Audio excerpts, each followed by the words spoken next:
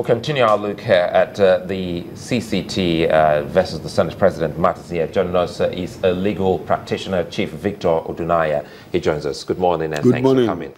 Well, you listened to what Ohazurike Tochuke, he's the Public Relations Officer of Ohaneze Indigbo Youth Movement. He believes this is totally against the Southeast, the trial of the Senate President, and he also believes that some other individuals known to him out to scuttle the process at the Senate. I don't think so. That's my candid view.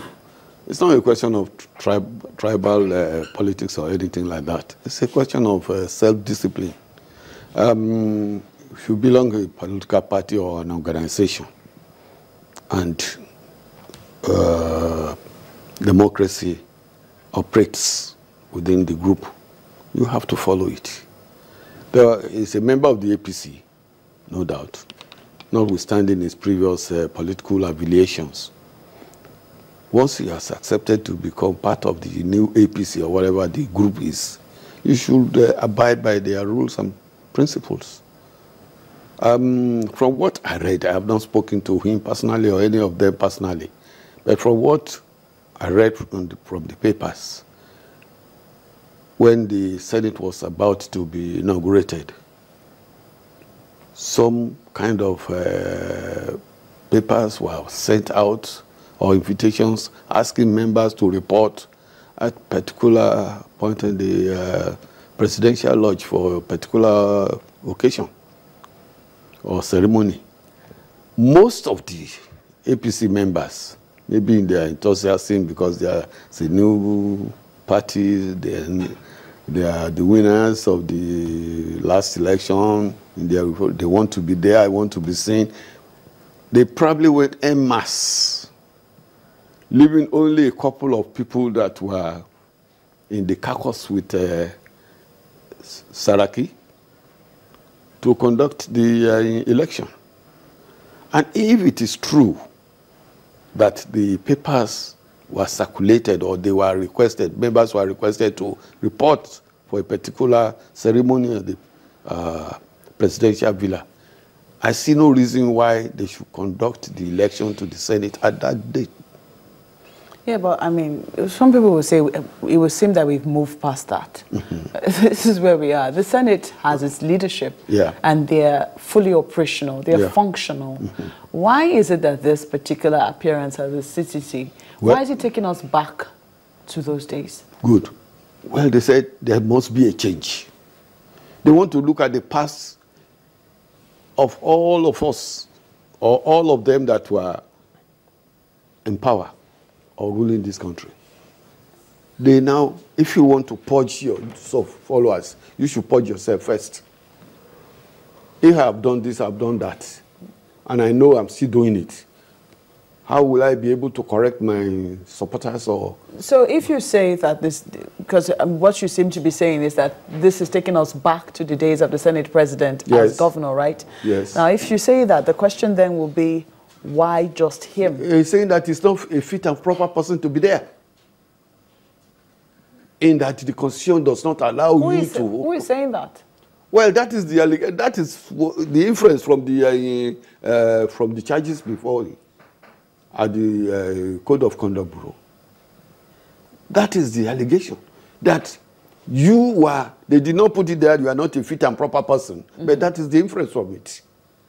He was a former governor in the state, or Kwara State, for twice. Then he's now the president of the Senate. He said, you want to lead us. You have not properly, brought yourself to that stage. You declared yourself to be this. You declared that you own this. You declare to say you own that. Well, the question but in the real sense of it, you owe more than what you told us that you were. Why now? Well, that is politics.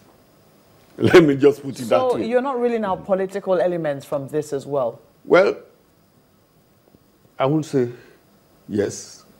I won't say yes. You're not ruling out politics. You won't say yes or you won't say no. Yeah. Because the question will be, if you say that you're not going to rule out politics. That's what I seem to be getting from what you're saying. The question then will be, if we're going to attribute politics to the war against corruption, as it were, are we going to get anywhere with this battle? If from day one, we're already beginning to see political colorations to some of the way, some of the ways that this war against corruption is being prosecuted, do you think that we will get very far at all? If we don't start from where they are starting now, we're not going to get anywhere. I said earlier that if I want to clean up my subordinates, I must start from myself. I'm in this office, and I want to clean this office, or this department, or this company. I must start from myself. Am I clean?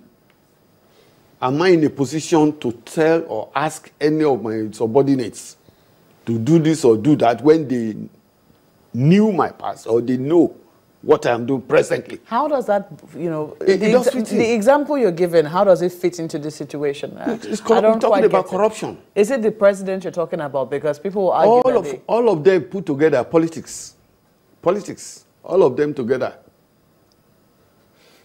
The president only happened to be the person occupying that seat.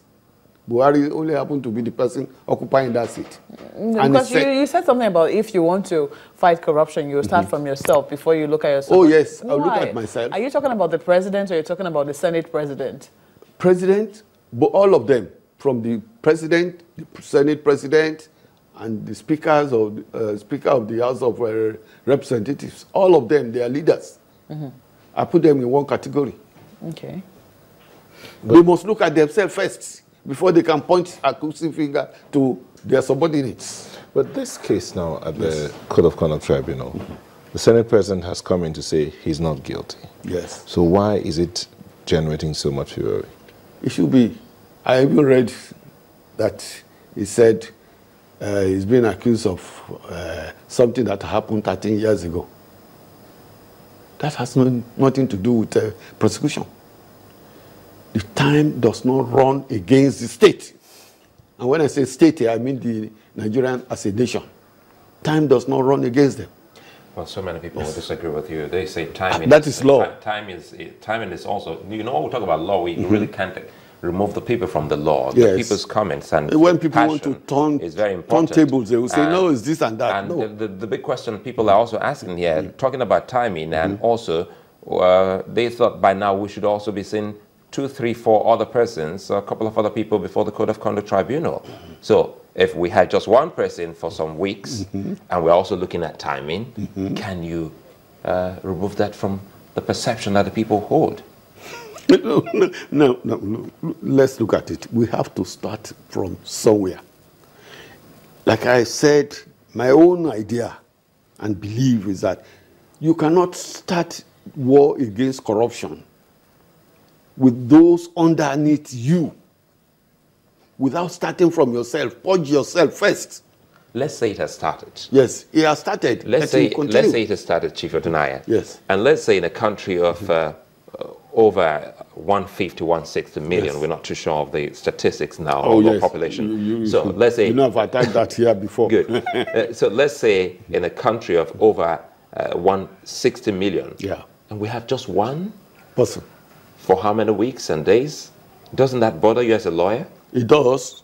That is the process of the law. One, it has been suggested times without number.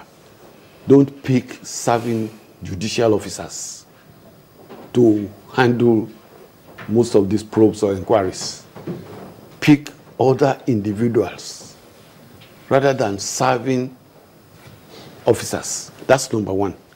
Number two, we have too many holidays in Nigeria. 3, the personnel are being circulated from a particular group.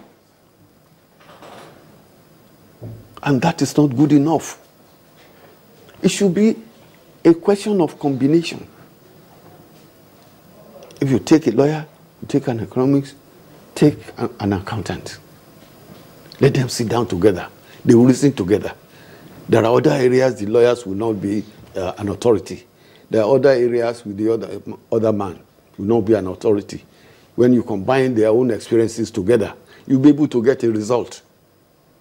But you put a lawyer here all the time. He has so many other cases he wants to do, or which has been abandoned for maybe the 3 months, 4 months. The lawyers will tell you when you can tell, I've just been briefed.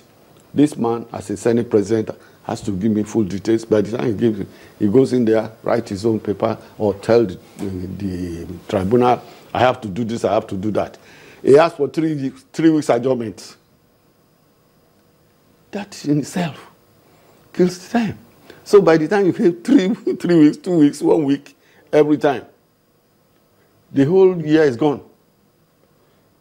That is why in some other civilized countries, they use independent officers as their chairman of tribunals or this or that. And it is usually on a daily basis, not a way of saying, oh, I want 1 week, I want 2 weeks, 3 weeks, 4 weeks. That is our system. Our system has allowed for it. That's why it takes years. But if it must take years, and we really want to do good job, let it be.